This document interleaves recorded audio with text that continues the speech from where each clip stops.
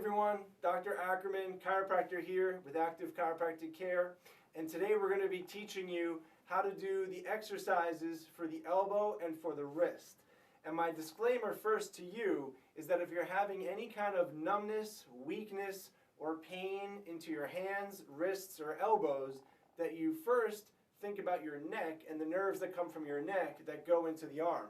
Because many times, if you're having any kind of pain or symptoms into your elbow, wrist, or hand, there could be involvement with the neck and the nerves that come from your neck and go into your arm. So you want to get your neck checked by a chiropractor to make sure there's nothing going on in here before you start working on here.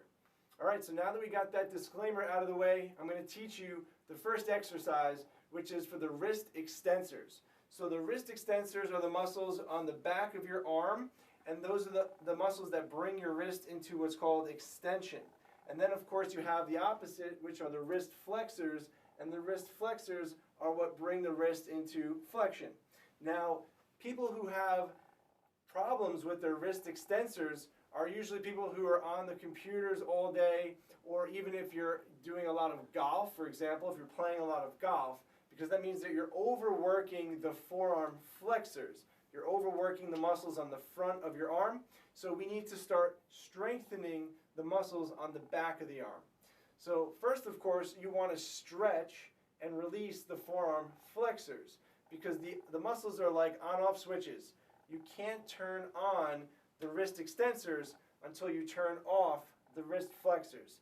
So make sure you get a good stretch on the wrist flexors first, and then you're going to come over, get yourself a weight, and you're going to bring your arm onto a flat surface like so, and you're going to focus on strengthening the wrist extensors. So to do that, you're going to let your wrist go into full flexion, and then we're going to extend it fully back into the extended position and hold at the top, and you're going to lower the weight down slowly, and then extend it back to the top and hold.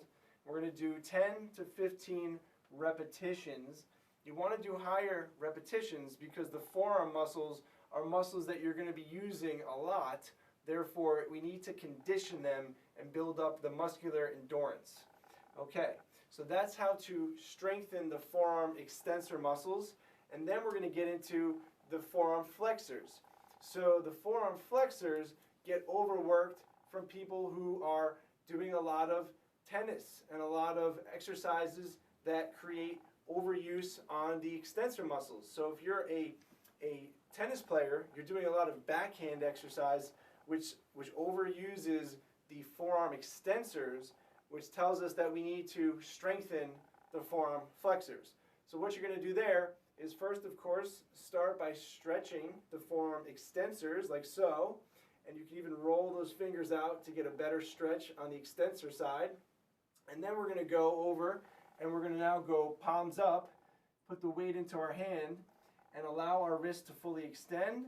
And then we're going to flex that wrist all the way up as far as possible and hold, and then lower it back down and flex it all the way back up again.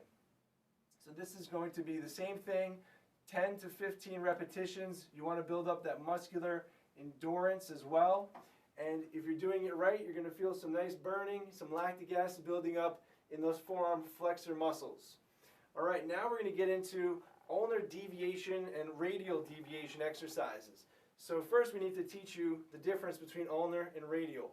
So the ulnar is on the pinky side and the radial is on the thumb side.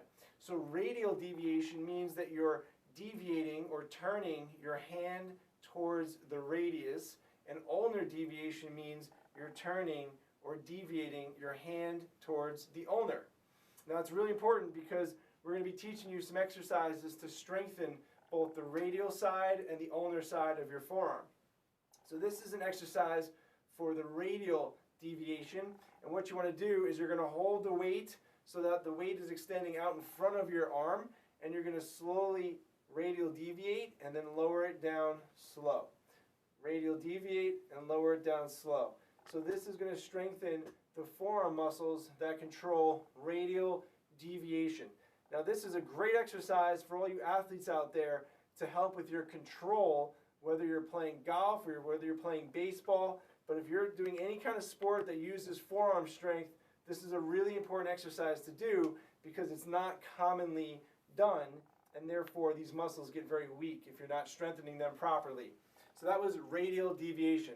Now to do ulnar deviation, you're going to grab the weight on the top, and you're going to focus on working on the back side of your forearm, bringing your pinky towards your ulnar side. And again, you want to go slow and controlled, and if you're not feeling enough of a challenge, you can go a little bit heavier. But remember, we want to build up muscular endurance. So the goal is to stay lighter and do higher repetitions and really focus on full range of motion and pausing at the top of the movement so that you can engage the muscles you're trying to engage. All right, so those are the forearm extension, forearm flexion, radial deviation, and ulnar deviation exercises. They're going to help to strengthen and stabilize and balance your forearm muscles. So hopefully they help you. And remember our disclaimer, if you're having any pain in your elbow, wrist, or hand, chances are it could be coming from your neck and you want to get your spine checked. So hopefully this helps you. If you have any questions, comment below or give us a call here at the office. And most importantly, remember to stay healthy and stay active.